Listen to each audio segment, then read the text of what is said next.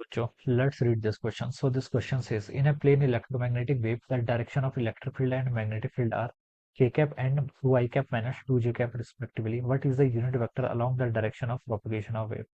Wave की direction of propagation के along क्या बताना, आपको यूनिट वेक्टर बताना है। ठीक है, तो देखिए बच्चों, इस क्वेश्चन का की कॉन्सेप्ट आप क्या लिख सकते हैं। The key concept of this question is propagation of wave बताने की। ठीक है, या फिर आप लिख लीजिए of direction of propagation of wave, direction of propagation of wave.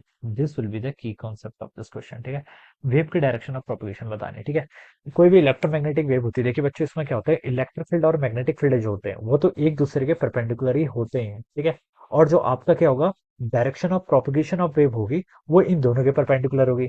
यानी कि देखिए, अगर हम क्या करें, देखिए तीनों एक दूसरे के क्या होंगे, आपके परपेंडिकुलर होंगे।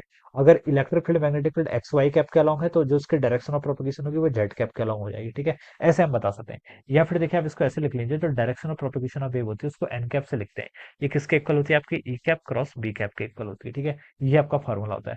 ठीक है, इलेक्ट्रोमैग्नेटिक वेव है। ठीक है, अगर एयर या फिर वैक्यूम में मूव कर रही है तो फिर हम यहाँ पर इसको सी डायरेक्शन ऑफ प्रोपगेशन को सी कैप लिख लीजिए। ठीक है, ये किसके इक्वल होगा, आपका ई कैप क्रॉस बी कैप के इक्वल। ठीक है, तो ये आपको यहाँ से पता चल जाएगा। ठीक है, अब देखिए बच्चों, इलेक्ट्रिक फील्ड आपका किस डायरेक्शन में, क्वेश्चन में बोला गया के कैप के अलॉन्ग है। ठीक है, तो ई कैप तो आपका कितना आ गया यहाँ से, इलेक्ट्रिक फील्ड क्या है, के कैप के अलॉन्ग है।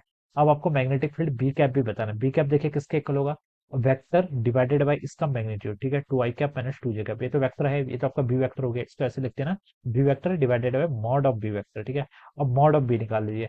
आई कैप का कोफिशिएंट 2 है, जे कैप का कोफिशिएंट -2 है। ठीक है, तो अंडर रूट 2 का स्क्वायर प्लस 2 का स्क्वायर, तो 2 प्लस 4 कितना, 4 प्लस 4 8। ठीक है, तो अंडर रूट 8 यानी कि इसको 2 रूट 2 लिख सकते हैं। ठीक है, तो यहाँ से जो आपकी बी कैप की वैल्यू हो जाएगी वो कितनी जाएगी, देखिए आपकी i cap minus j cap divided by कितना, आपका √2 के इक्वल। ठीक है, बस इसको आप यहाँ पर पुट कर लीजिए। ई कैप कितना आपका, के कैप क्रॉस देखिए आपका कितना हो जाएगा, i cap minus j cap divided by आपका √2 हो जाएगा। ठीक है, ये आ जाएगा।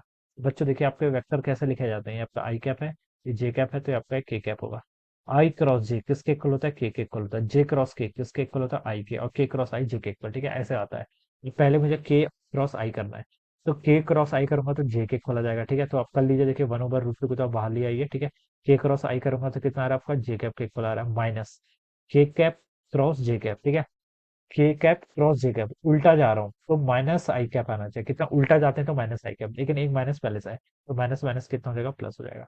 तो ये आ जाएगा इसका j cap plus i cap by √2। ठीक है, j cap plus i cap by √2, तो सी वाला ऑप्शन क्या हो जाएगा बच्चों, उसके आंसर राइट आंसर हो जाएगा। ऑलराइट, तो इस तरीके से हम क्या करेंगे इस क्वेश्चन को सॉल्व।